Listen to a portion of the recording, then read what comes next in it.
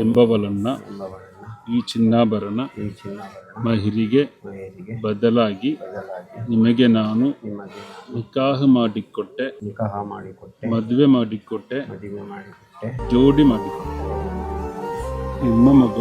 ನಿಮ್ಮ ಮಗಳು ನಜ್ಮಾ ಬಾನು ಎಂಬವಳನ್ನ ಈ ಚಿನ್ನಾಭರಣ ಮಹರಿಗೆ ಬದಲಾಗಿ ನೀವು ನನಗೆ ನಿಕಾಹ ಮಾಡಿಕೊಟ್ಟದ್ದನ್ನ ಮದುವೆ ಮಾಡಿಕೊಟ್ಟದ್ದನ್ನ ನಾನು ಕಬೂಲ್ ಮಾಡಿದೆ, ಸ್ವೀಕಾರ ಮಾಡಿದೆ.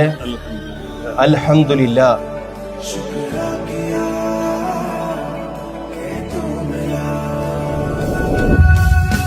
शुक्र किया तेरे इश्क का।